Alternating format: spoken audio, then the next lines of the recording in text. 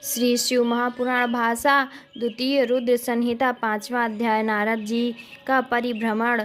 सूत जी बोले, हे ब्राह्मणों, शिव जी के अंतर्धान होने पर नारद जी भक्तिपूर्वक शिवलिंगों का दर्शन करते हुए पृथ्वी पर विचरने लगे। उन्होंने कितने ही शिवलिंगों का प्रेम पूर्वक दर्शन किया। उसी समय वे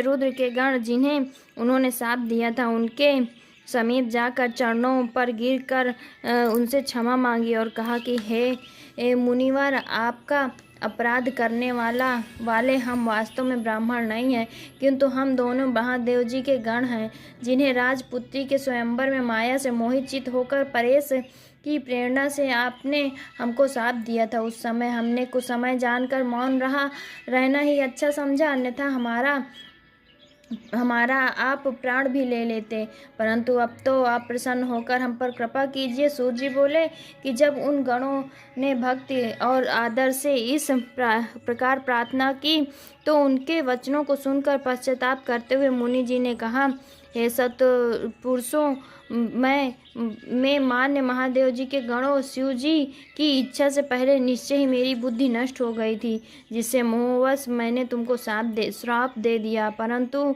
जो कुछ कहा गया वो तो होना ही है। तो भी हे गणों, सुनो, मेरे अपराध को क्षमा करो। अब मैं तुम्हें साप उद्धार का उपाय कहता हूँ।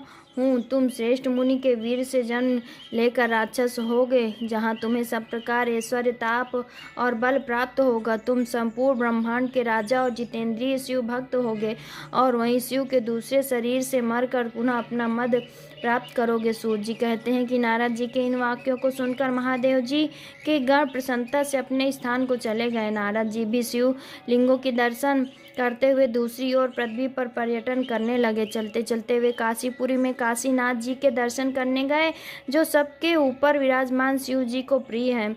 शिव जी को सुख देने वाली और शिव स्वरूपिणी नगरी उनके दर्शन कर वे कृतार्थ हो गए। वहाँ परम आनंद से उन्होंने काशीनाथ शिव जी का पूजन किया और उनकी महिमा वर्णन करते हुए प्रेम से विह्वल हो गए। पश्चात नारद जी ब्रह्मलोक को गए। वहाँ जाकर उन्होंने अनेक प्रकार से अपने पिता ब्रह्मा जी से शिव तत्व को पूछा। इति श्री शिव महापुराण द्वितीय रुद्र संहिता का 5वां अध्याय समाप्त। भक्तजनों, हर हर महादेव, हर हर महादेव।